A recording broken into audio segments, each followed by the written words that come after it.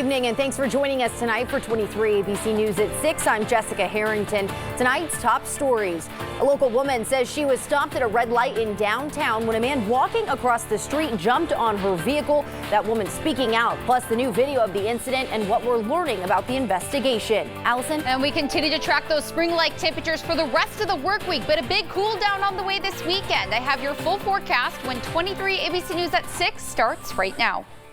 Live from downtown Bakersfield, 23 ABC News at 6 starts now. Good evening. A woman was stopped at a red light in downtown Bakersfield when a man approached her car. She says she wasn't prepared for what he did next. 23 ABC's Alex Bell spoke to the woman who says she never thought she'd feel unsafe running a typical errand.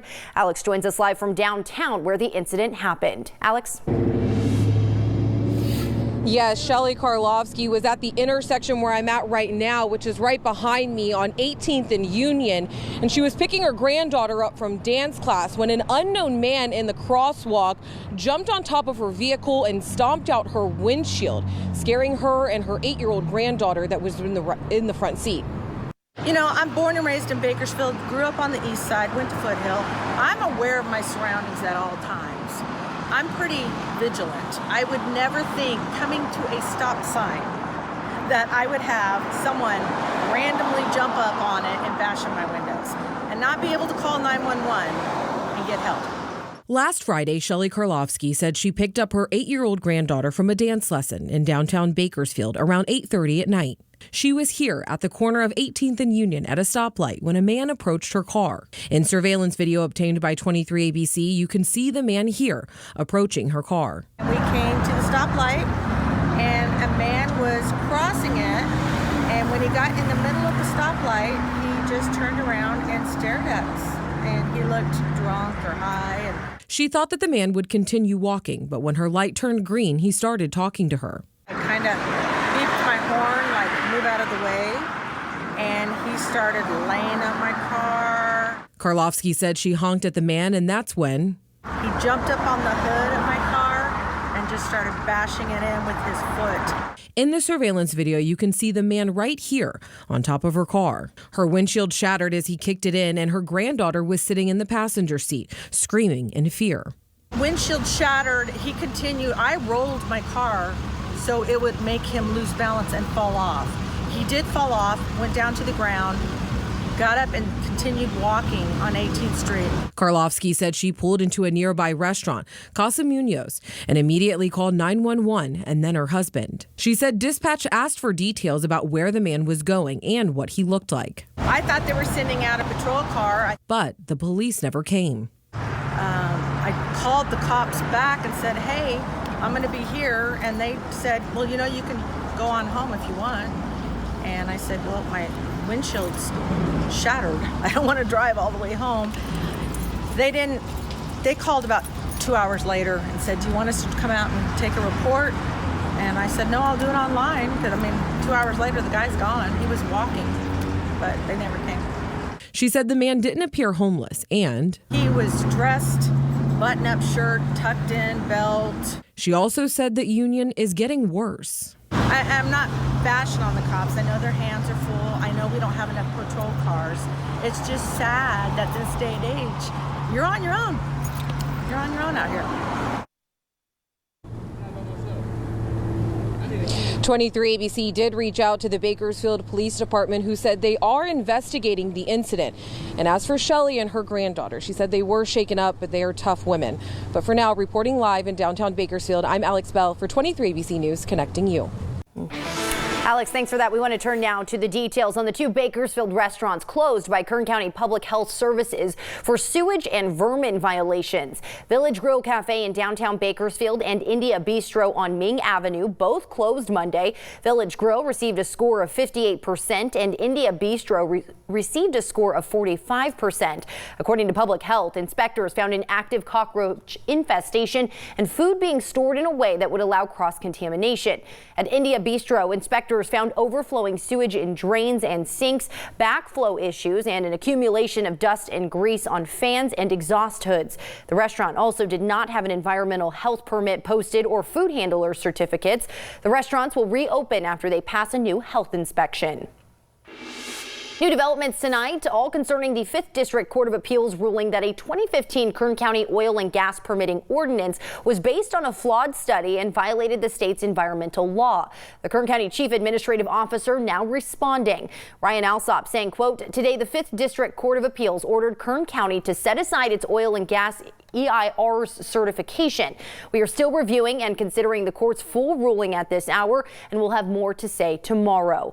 Now, according to the court's findings in 2015, the County Board of Supervisors approved an ordinance to streamline the permitting process for new oil and gas wells and certified an environmental impact report as compliant with the California Environmental Quality Act. The ordinance allowed oil companies to permit wells based on the single report instead of individual environmental reports. Today, the court ruled that environmental impact report was inadequate and did not comply with state law, and as a result should not have been used to permit multiple wells. The city of Bakersfield has announced that the Bakersfield Recreation and Parks Department has been awarded a grant of more than $3 million, and they plan to use the funds to build a new park in Southeast Bakersfield. The funding comes from the California Parks and Water Bond Act of 2018, also known as Prop 68. The grant will cover the entire construction of the park and requires no matching funds from the city. The park area is located on 5 acres of city-owned property at the corner of Linnell Way and Brahma Street, which is surrounded by multiple residential neighborhoods. As requested by residents through a series of public meetings, there will be a variety of amenities at the new park. It will feature 2 half-court basketball courts, a pair of sand volleyball courts, 2 picnic shade structures, outdoor fitness equipment, as well as a walking, jogging path surrounding the park, plus 2 age-appropriate playgrounds, as well as open areas to be used for soccer, football, and other field sports. As required by the grant, the park construction will be completed in 2 years. The warm temperatures that we felt today will continue as we head into the early evening hours. Looking at those clear skies and a beautiful sunset outside here in Bakersfield, 66 degrees right now. So that is warmer than what we were feeling this time yesterday. Areas near Arvin, Buttonwillow, and Taft still looking at those temperatures in the low 70s, but our mountain communities have dipped into the 40s in areas near Breckenridge, 59 degrees right now in Keene. But those overnight lows are still going to be chilly in those upper 40s here in the valley, 40 in Lake Isabella and 37 in Tehachapi. But high pressure continues to dominate over the region. I know that it sounds like I'm a broken record talking about these warm temperatures, but we are going to be feeling these above normal conditions for the rest of the work week. And actually by Friday could be either tying or beating a heat record. I have more details on just how warm we'll be getting coming up next. Super Tuesday is 1 week away, and now is the time to make sure you are prepared if you're voting. And we spoke with representatives from the Secretary of State's office who say many voters wonder what they need to bring with them when they vote. In general, voters don't need to bring anything with them to the polls. You will receive your sample ballot from the county and a voter information guide from the state that you're welcome to bring in with you. And you are entitled to bring any kind of materials that you want with you into the polling booth to help you make your decisions. In most cases, voters are not going to need to bring an ID. The rare case where you will need some form of identification or proof of residency is if it's your first federal election and you registered to vote and did not provide a driver's license, social security number, or state ID. And 23 ABC wants to help you make an informed decision on Super Tuesday, which is next Tuesday and the day that California voters go to the polls. So we have information on local measures, national and local candidates, along with propositions on our website, turnto23.com. Still to come, it is Mardi Gras. More on the local celebration for Fat Tuesday getting ready to get underway tonight. Carrie?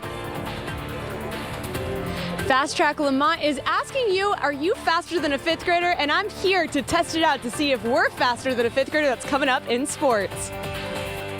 And we are continuing to see dry conditions for the rest of the work week, but our next storm arrives this weekend. I'll let you know just how much rain you can expect coming up next. Welcome back and into 23 ABC Sports. This weekend, the Fast Track Lamont Club team will be hosting their 3rd annual Are You Faster Than a 5th Grader race. Sports Director Carrie Osep joins us in Lamont tonight to check out the team and possibly see how she compares to these very fast athletes. Hey, Carrie.